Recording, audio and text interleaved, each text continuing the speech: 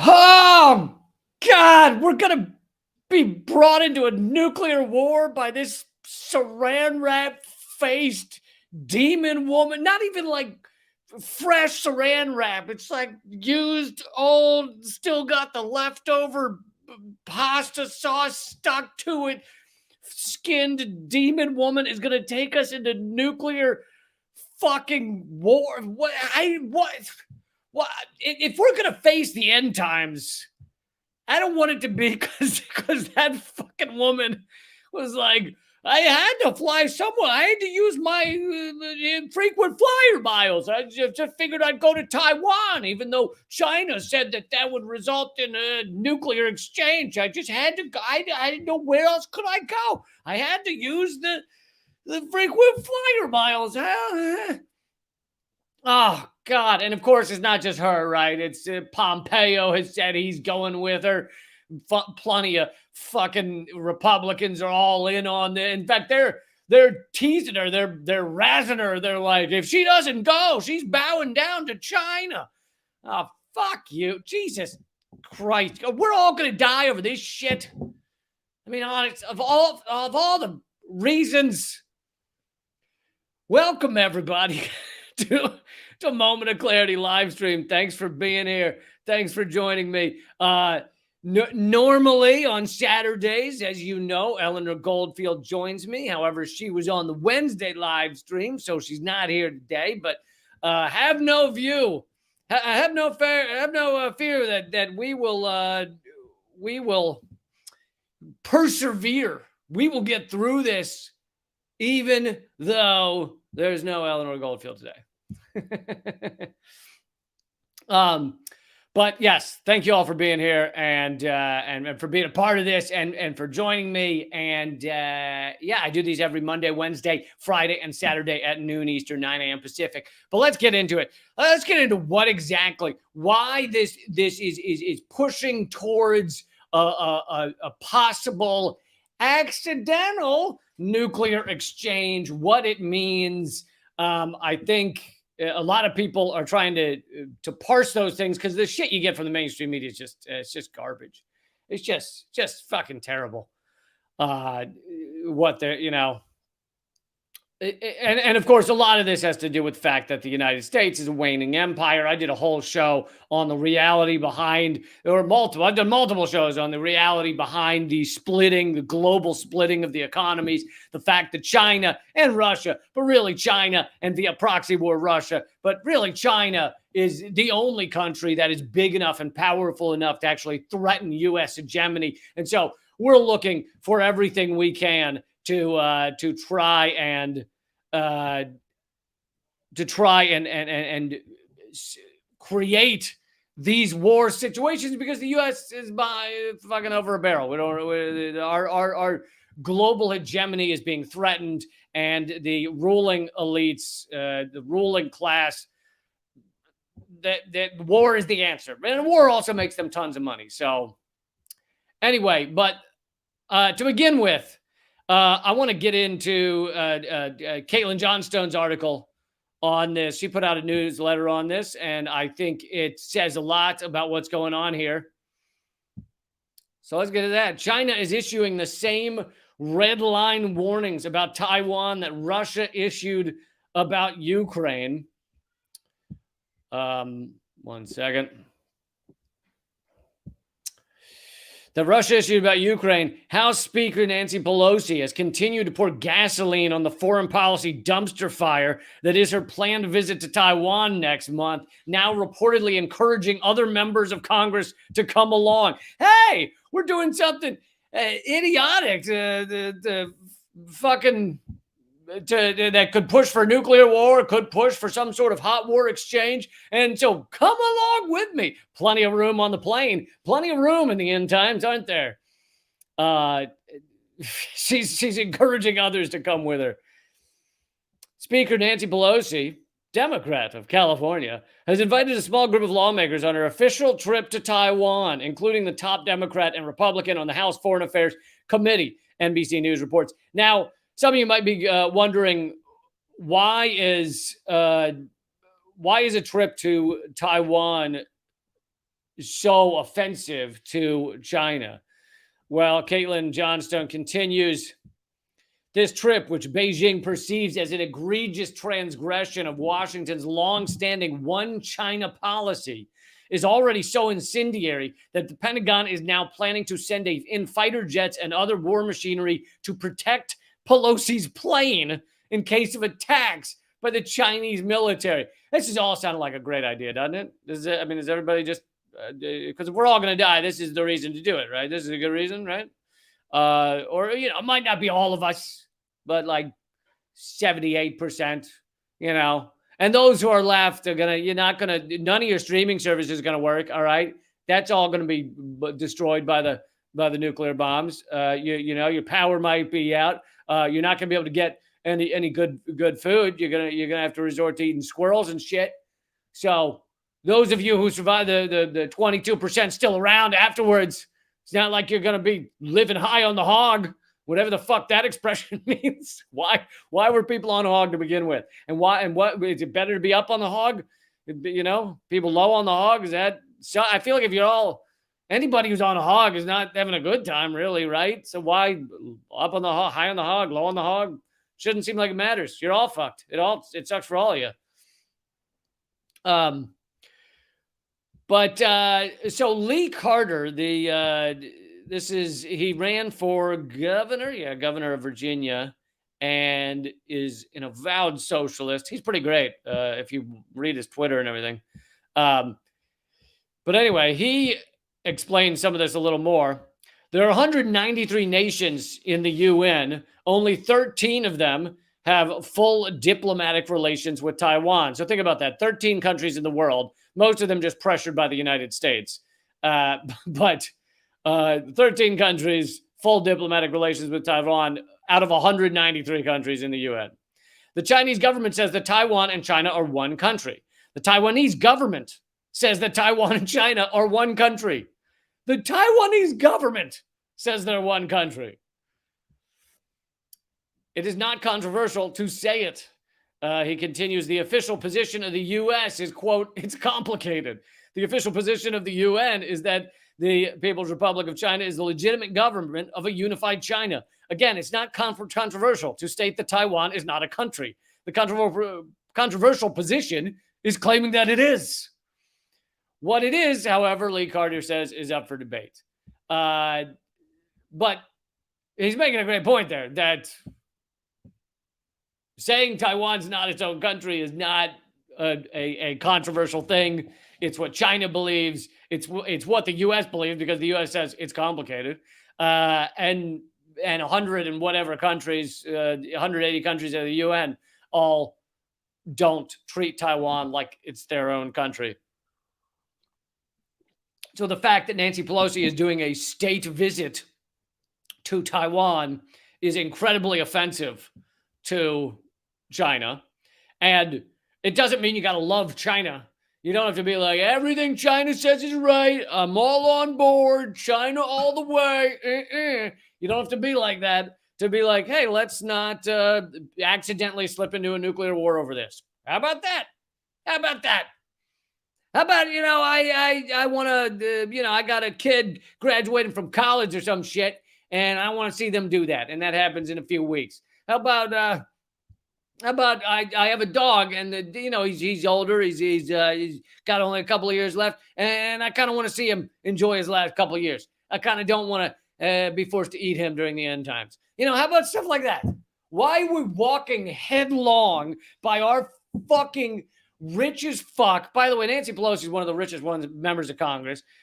Rich as fuck, ruling class, walking us, frog marching us headlong into a nuclear war scenario. Why is anyone for that?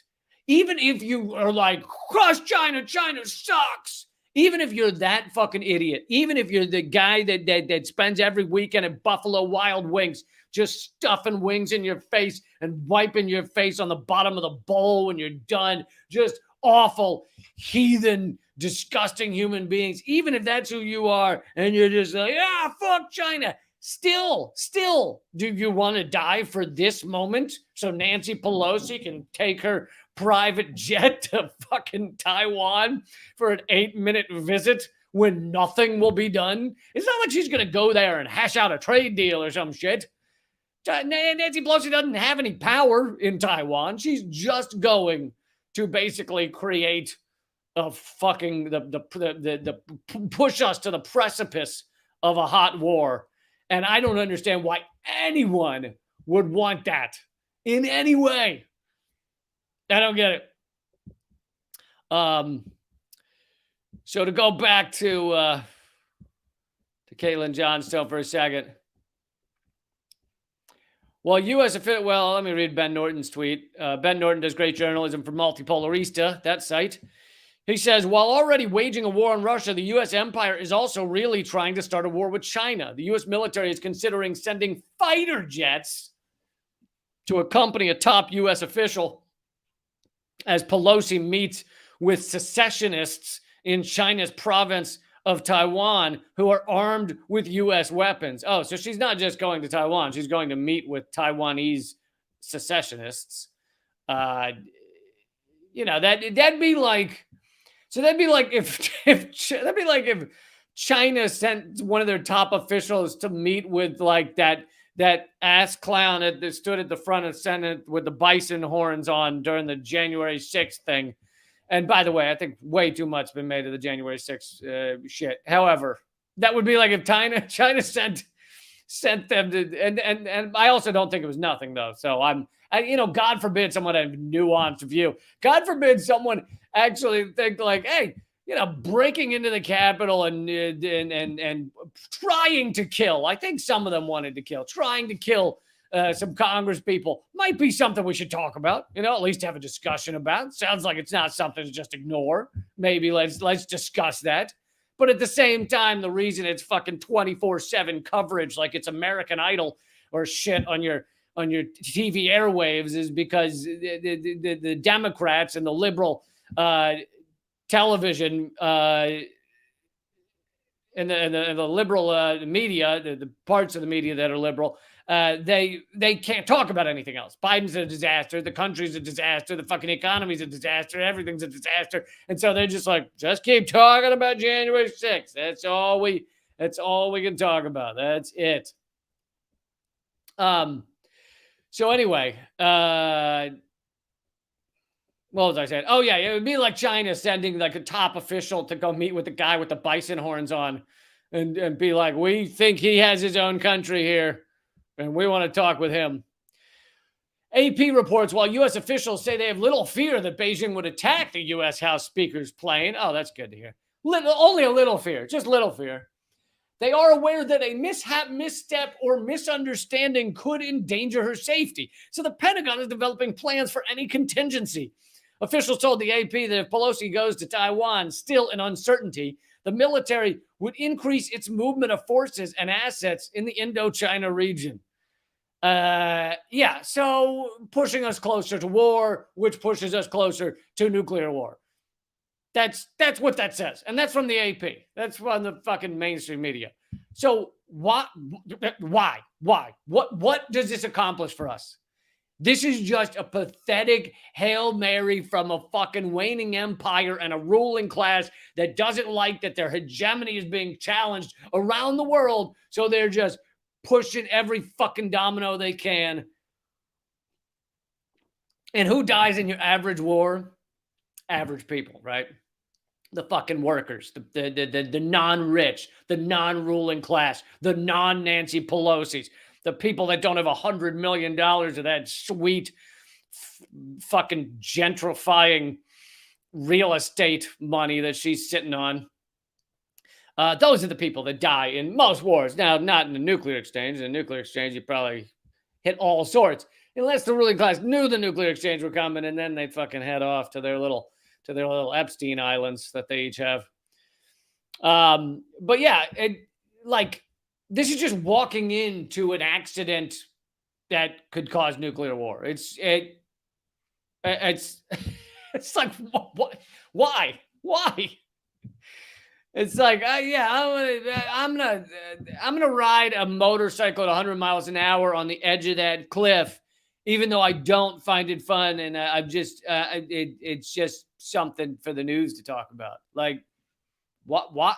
So you might die. Yeah. Oh yeah, we all might die. Yeah, it totally might kill me and anyone nearby. And but it's just something to do.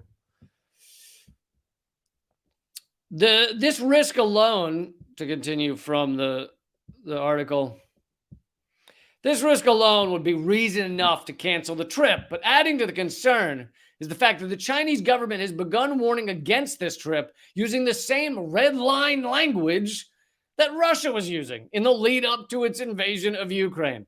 Oh, so we have experience with this kind of shit.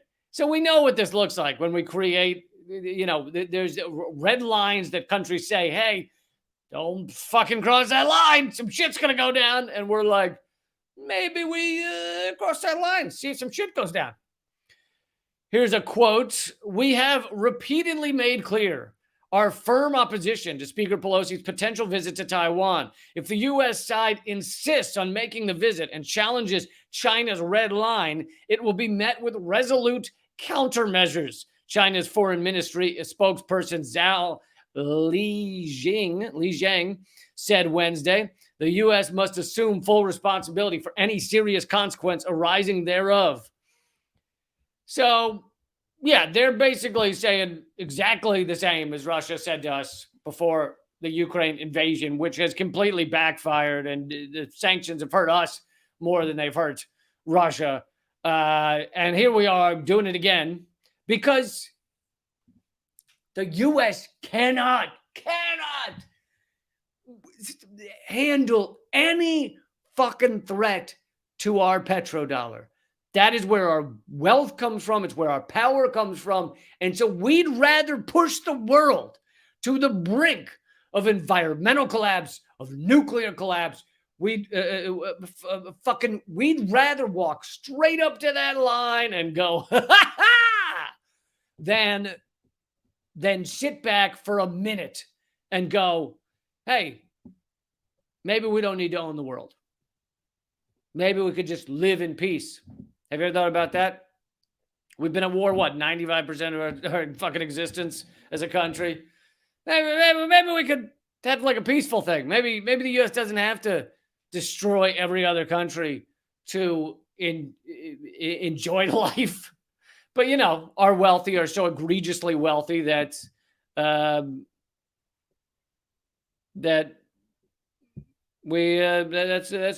the only way to do it, right? Is to exploit other countries to a level that is truly unbelievable. And they're worried that will get threatened, that their power and wealth will get threatened. During the lead up to the invasion of Ukraine, Russia was issuing similar warnings using the same phrase.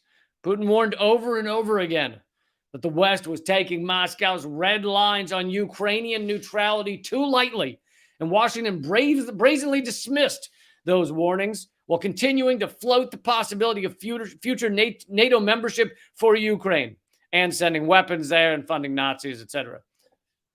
Quote, I don't accept anybody's red lines, President Biden told the press in December of last year when asked about the warnings.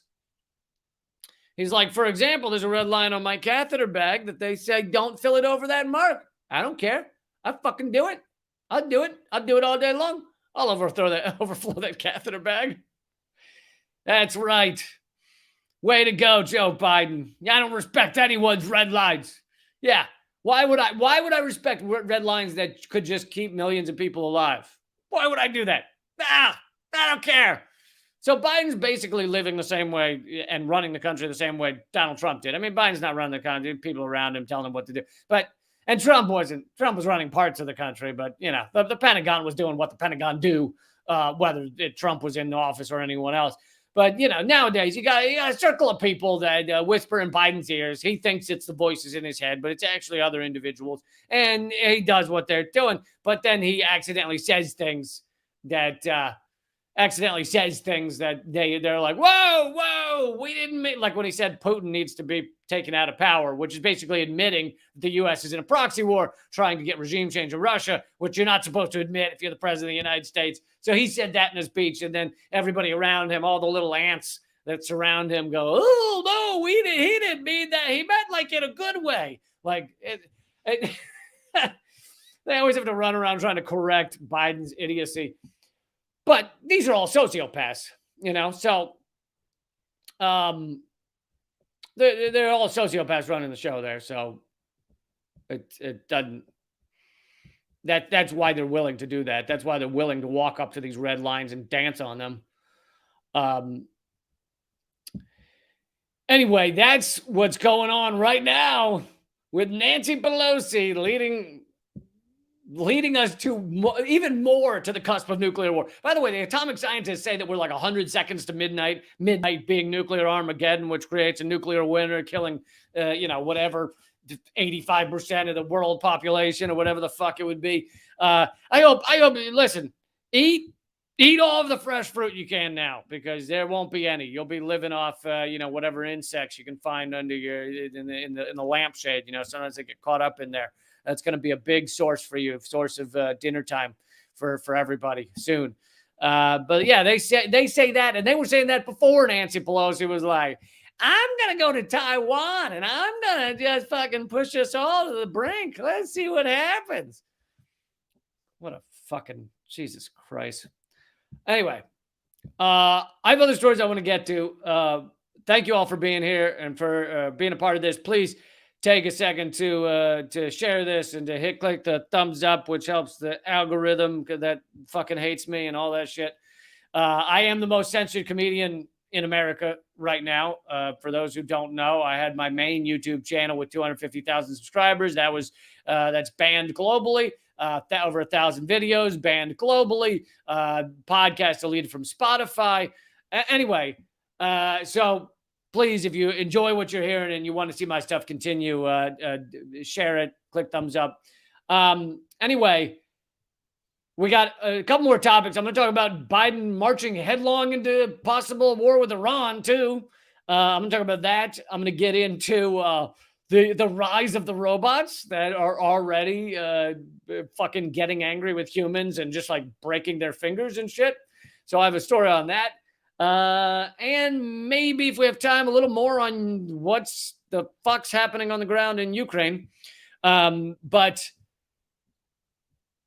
anyway, we'll do one more topic, and then the rest of the topics will be at rumble.com/Lee Camp. That's rumble.com/Lee Camp. And it's free to watch there. So it's not behind a paywall. You can just go and enjoy it. Rumble.com/Lee Camp. All right. But let's get into Biden also, apparently, and our government. I mean, whenever I say Biden, you got to understand, I mean, our fucking government, it's not, the presidency in general does not run everything. Yes, they have some power, but there's a whole state apparatus. And we saw it with Trump, because Trump was so crazy that he did things that went against what the deep state, the Pentagon, necessarily wanted. And not, most of it was awful, but there were moments where he did something that I supported, like trying to create peace with North Korea. And whenever he would do something like that, you'd see the machine fucking get into motion and end whatever that was he was doing, pulling troops out of Afghanistan, pulling troops out of Syria. Each time they were like, whoa, and they fucking stopped it. And so you got to see, and it's amazing because the mainstream media basically tried to cover all of it up, but you got to see that how the machine stops a rogue president from behaving like a rogue president. And in case any of you were wondering, yes, Donald Trump, racist piece of shit, but racist, wealthy. Why would anyone support any billionaire? Any or 100 millionaire in Pelosi's case? Why would you ever? It's us versus them. It's the workers and the non-millionaires versus the 1% or the 0.1% are usually making the decisions. So don't support any of them. Don't be like, oh, no, this billionaire, this one, I got a good feeling about this billionaire. This billionaire knows. He knows what's going on. This billionaire, he likes people. And he feels differently. This billionaire, he yes, he made his billions destroying people like me and my family. But that aside, he likes us. He's going to help us. He's going to do good things for me and my family. Now that we gave him the billions of dollars, he's going to do nice stuff for us. Anyway, but here is Biden and our state in general also marching towards war with Iran. This article by Ted Snyder, and it's a popularresistance.org, great site. Why is Biden joining the warpath against Iran? The president signed an agreement saying it would use all elements. I guess he means it is in the United States. I don't know. The president signed an agreement saying it would use all elements of U.S. power, including force, to stop Tehran from getting a nuclear bomb. And at first they talk about other mistakes Biden has made, such as saying at the end of a speech that we needed to take Putin out of power, and the White House fixers had to walk back Biden's threats. Biden has the dangerous habit for a president of going off script and saying things that don't seem to reflect the U.S. policy he's supposed to be articulating. Yeah, articulating is the last word I would use to describe Biden. Whatever mushy shit comes out of his mouth is not articulating. This time, the White House didn't walk it back. Oh, sorry, I skipped a line. On July 13th, he seemed to do it again, asked by an interviewer if the U.S. would use force to stop Iran from getting a nuclear weapon. Biden answered, if that was the last resort, yes. This time, the White House didn't walk it back. They signed it. On July 14th, the White House announced the signing of the joint declaration of the U.S.-Israeli Strategic Partnership. That declaration states not only the familiar U.S. commitment never to allow Iran to acquire a nuclear weapon, but, as Biden has said, that it is prepared to use all elements of its national power to ensure that outcome. All elements? Yeah, you're going to drop a nuclear bomb on Iran, killing millions of innocent people because you think maybe they might get a nuclear bomb, which is something that how many countries have now? And we didn't bomb any of them, right? Fucking North Korea, Israel, Pakistan, India, Russia, China. How many U.S.? How many? Canada? How many countries have nuclear bombs? We're not bombing any of them. But no, this one country, we're gonna kill millions of innocent people so that they don't have a nuclear weapon. The article continues, would international law permit a preemptive war against a country that has not attacked or threatened to attack the U.S. in order to prevent it from acquiring a nuclear weapon? Richard Falk, professor emeritus of international law at Princeton University, told me that a preemptive war against Iran, because it seemed to be crossing or had crossed the nuclear threshold, would be contrary to the substantive that's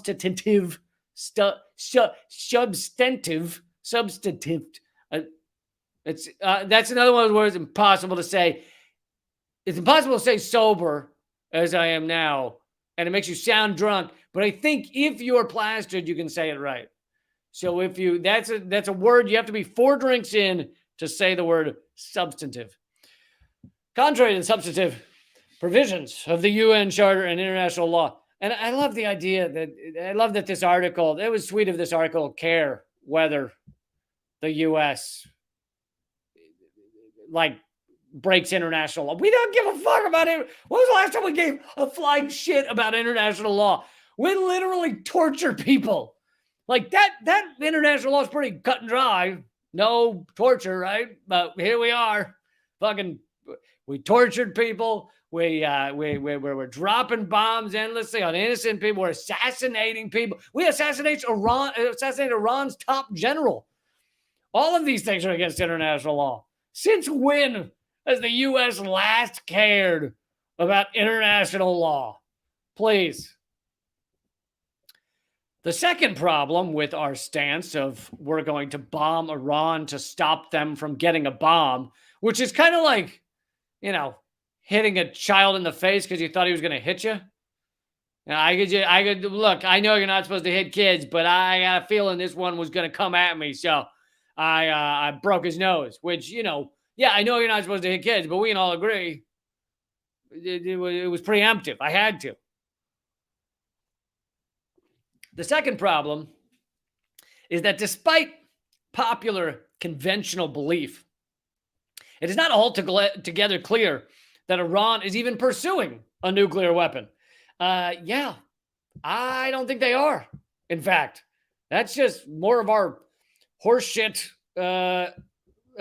propaganda. According to Iran's interpretation of Islamic law, nuclear weapons are haram, forbidden by God. Ayatollah Ruhollah Khomeini, the founder of the Islamic Republic of Iran. Do we have to include the middle names? I have enough trouble with the fucking last name. You have to, or the first name. I don't know what that. Yeah, I guess it's his first name. But it's just, can we just do one? I'm going to stumble my way through pronouncing the thing. Can we just do what? Can it just be Ayatollah Khomeini? Yeah, throw in some. It's not fair, man. I'm already sucking as it is. The founder of the Islamic Republic of Iran first and consistently laid down this ruling.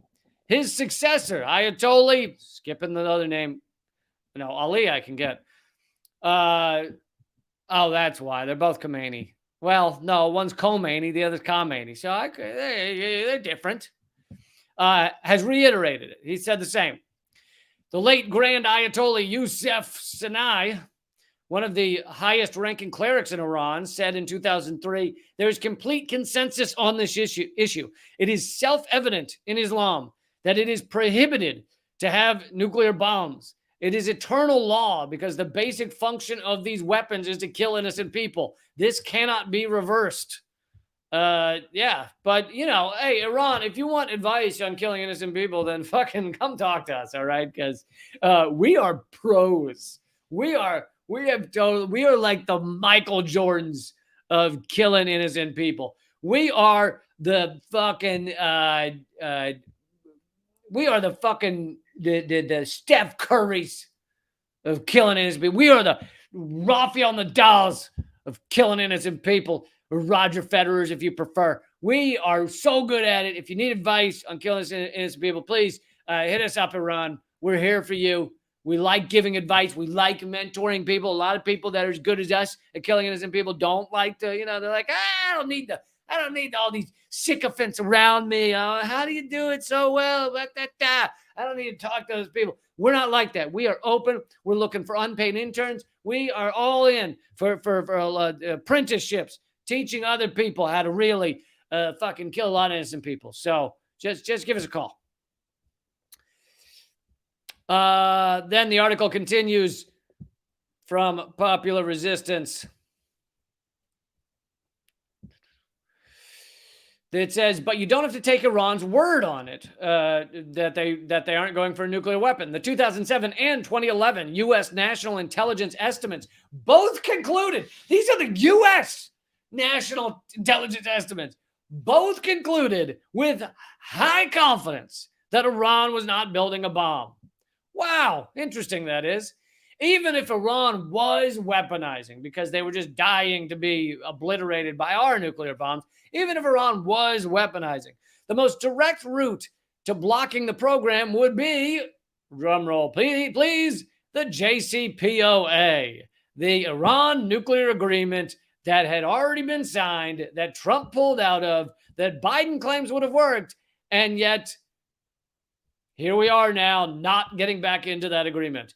Biden said it was a gigantic mistake for Trump to break the JCPOA, and yet the U.S. is making no effort to get back into this agreement with Iran. No effort. Which, by the way, we were the ones to break the agreement. So it's kind of funny that we're pointing at Iran and we're going, they were going to break the agreement. Meanwhile, we broke the agreement. A further problem with the Biden administration's willingness to go to war with Iran if Iran breaks its nuclear non-proliferation treaty commitment not to build a nuclear weapon is that the U.S. is in violation of its own non-proliferation treaty commitments, which are, quote, to pursue negotiations in good faith on effective measures relating to cessation of the nuclear arms race at an early date and to nuclear disarmament, and on a treaty on general, and complete disarmament under strict and effective international control. Rather than pursuing nuclear disarmament, the U.S. has modernized and enhanced its own nuclear arsenal all along. So while we claim that we're going to, we're into nuclear non-proliferation, right? Let's not have more nukes floating around the world. We've already been accidentally dropping them everywhere it's fucking, we dropped one in North Carolina. Luckily, it didn't go off. We've dropped them other places. Sometimes nuclear material goes missing. I've covered that on my podcast, Government Secrets. Yeah, let's not have more floating around, right? That'd be a bad idea. Let's not do that. And yet, here we are modernizing, making them more effective, basically being the ones to break these non-proliferation treaties. Finally, there remains the question of why the U.S. would go to war with Iran if Iran were to pursue a nuclear weapon. Why Iran? Aside from the war to ostensibly stop weapons of mass destruction in Iraq, which it's nice of this author to go with that ostensibly, but we all know that's not why they went into Iraq. They went into Iraq because Iraq dropped the dollar. They were working towards creating a system of selling oil that was not reliant on the U.S. dollar. But on top of that, you have that the U.S. just wanted to not have a powerful entity in that region, etc. But the biggest reason is that Iraq, Syria, Libya, they all pulled outside of the petrodollar system. So we had to destroy them. Anyway, the U.S. has never gone to war to prevent any other country from obtaining a nuclear weapon. The U.S. has promised to keep nuclear programs of friendly countries secret. We, in many ways, still to this day, kind of pretend Israel doesn't have a nuclear bomb. There was one or two statements by the Pentagon where they admitted it, but it would seem like it was kind of accidental.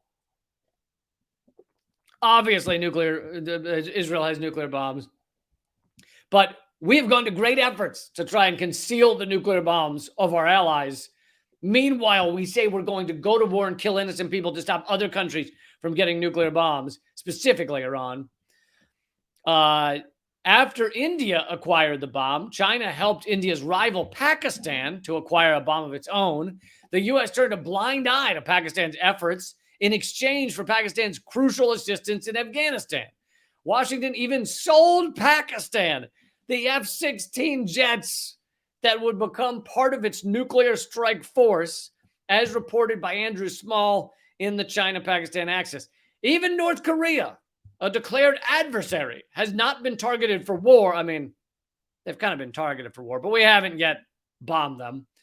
Has not been targeted for war or for all elements of U.S. national power for its nuclear weapons program. We've certainly tried to kill them with economic war, but we have not actually bombed them because, well, I was about to say because we're not idiots and we know that they would fire nukes back at us or at some ally in the region. But we are idiots. If you look at Nancy Pelosi's trip to fucking Taiwan, all of these concerns highlight the danger and the absurdity of the Biden administration's commitment under the newly announced Jerusalem U.S.-Israel Strategic Partnership Joint Declaration. Oh. So basically the U.S. is marching into nuclear war in multiple ways. Maybe it's just that the ruling class sees the writing on the wall that climate change is killing everything. And they figure the only way to stop or slow climate change, because they're not going to drop the petrodollar, right? You can't stop using petroleum. Can't harm our hegemony that way. So we're going to keep using fossil fuels. And so climate change is going to go unchecked. And maybe they just figure the only way to slow it down is a nuclear winter. Maybe that's their thought process. let's just have a nuclear war. Will, probably 20 million of our people die in the coming years after from radiation, cancer, etc. And, probably 20 million in the other country, whatever country we select, they die. And, maybe there's 3 or 4 other countries get involved and 20, 40 million of their people die. But at the end of it, we got a nice nuclear winter that'll really cool things off. It'll just cool things off because it has been steamy. So, it'll just be nice to have like just 20 to 50 years of like a new ice age and all the crops dying. And you can sit out on your porch without fucking be stripping down to your undies and sweating into your iced tea, sweating into your mint julep. It'll be so nice. So maybe we'll just march into a nuclear winter. That'll be good. All right. So there is a little update on Biden. I was going to say marching towards war with Iran, but Biden can't march. He can't lift his legs that high. Marching involves a lot of. You got to get the knees up, if you're really going to march. So it's more of a scuttle, an awkward half tripping scuttle. So, Biden is scuttling us towards nuclear war with Iran or nuclear war with China. And who knows, if we were to bomb Iran to stop them from getting a bomb that it doesn't even seem like they're really trying to get, who knows who would jump into that battle in defense of Iran. So now we end up in war with Russia, end up in war with China. But anyway, so Biden is awkwardly scuttling us towards nuclear war in multiple regards, in multiple ways. But there is a little hope in that Biden generally, you ever see those videos of him? He doesn't know where the door, like the exit is on the stage or where he's supposed to go. So he often just kind of wanders off in the wrong direction. And then he, scuttles or shuffles back to the other. Well, there is a little bit of hope that in his scuttle to his shuffle towards nuclear war, that he accidentally goes the wrong direction. So there's a little hope there that he heads towards the wrong door. All right, so I want to get into the rise of the robots. Yes, they are already getting angry with humans and breaking their fingers. And I'm going to get into that story in a second. This will continue, and also a little more on Ukraine. This will continue at rumble.com/LeeCamp, RUM. I'll type the word rumble into the chat in case people don't understand. But rumble.com/LeeCamp. Just go there.